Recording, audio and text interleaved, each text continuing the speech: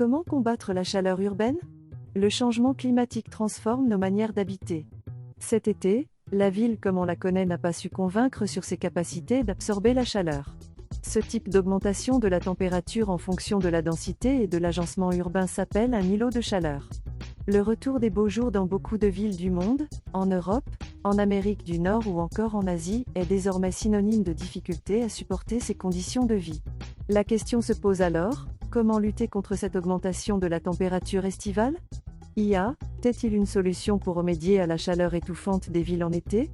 Architecton vous propose une liste de solutions pour allier urbanisme et réchauffement climatique.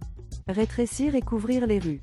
Limiter les surfaces ensoleillées, c'est limiter la quantité de chaleur qui peut s'installer dans les infrastructures et ressortir pendant la nuit. Pour ce faire, des rues plus étroites sont intéressantes. Moins de surface directement sous le soleil, et les bâtiments bordant la rue créent des zones d'ombre, rendant la température plus agréable. Pour aller plus loin, il est même possible de couvrir les rues avec des auvents ou des couvertures en tissu clair pour renforcer l'ombre de la rue. Malaga, en Espagne, a déjà expérimenté cette stratégie de couvrir les rues avec des tentures et des toiles en crochet, obtenant une réduction de la température et y ajoutant un charme indéniable. Plus de verdure. La végétation est instrumentale dans la réduction de la température. Elle crée de l'ombre mais aussi de la fraîcheur en évapotranspirant son eau. Vous constatez cet effet immédiatement lorsque vous faites une balade en forêt, l'air ambiant est tout de suite plus frais qu'à l'extérieur de celle-ci. Il ne pas non plus oublier qu'un arbre seul au milieu d'une place n'aura pas un grand effet. Pour que la végétation ait un impact sur la température, on doit mettre en place des espaces verts, ou installer de nombreux arbres dans les rues. Encore une fois, nos voisins espagnols ont compris cette idée, avec des arbres couvrant les grandes rues mais aussi parsemés à travers les villes.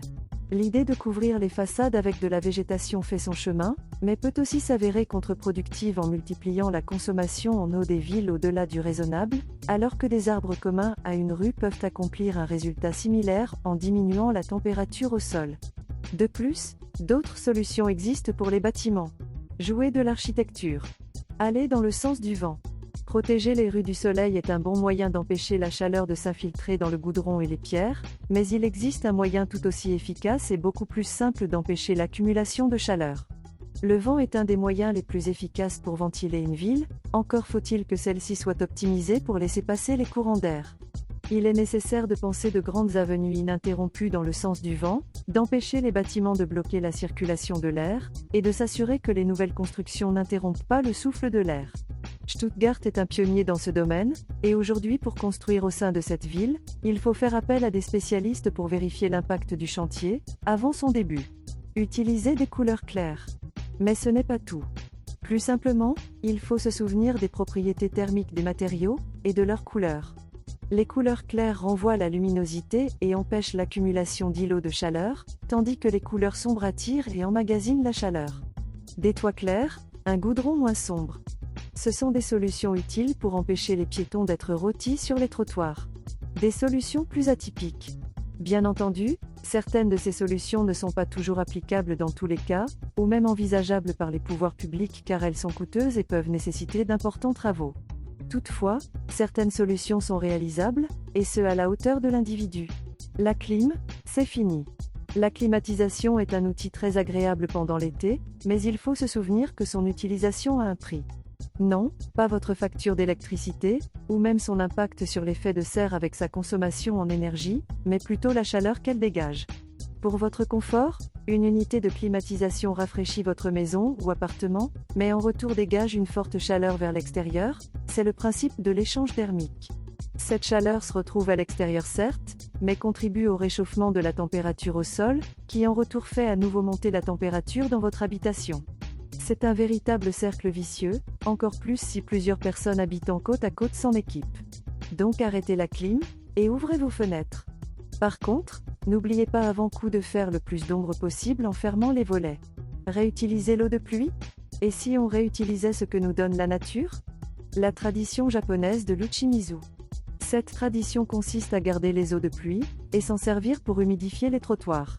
Cela peut sembler une cause perdue, jusqu'à ce que l'on se souvienne que le Japon est aux mêmes latitudes que l'Espagne, que la température estivale tourne régulièrement autour des 30 degrés Celsius si ce n'est plus, et que cette méthode diminue bien la température au sol. Cette méthode peut être faite par les particuliers, mais aussi par les pouvoirs publics. Rien n'empêche les mairies locales de mettre des circuits de récupération de l'eau de pluie, et de rafraîchir l'atmosphère par des fontaines alimentées par cette eau de pluie. Autant lier l'utile à l'agréable, non? Des solutions pratiques pour un besoin immédiat. Si vous habitez dans une grande ville, vous avez pu constater que les étés sont parfois très chauds, avec pas ou peu d'air circulant à travers les rues, et aucune ombre pour s'abriter. Il faut changer cela, car les prédictions pour le climat ne sont pas optimistes. Les températures prédites pour 2050 sont placées entre 40 et 50 degrés dans les villes. Alors, prévoyez pour ce futur. L'architecture de demain est placée dans les mains des futurs diplômés. Nous vous invitons à vous montrer sensible à cette question de la température des villes, qui sera l'un des enjeux du métier d'architecte. Pour plus de vidéos sur les grandes problématiques architecturales de notre temps, abonnez-vous. À bientôt avec Architectone.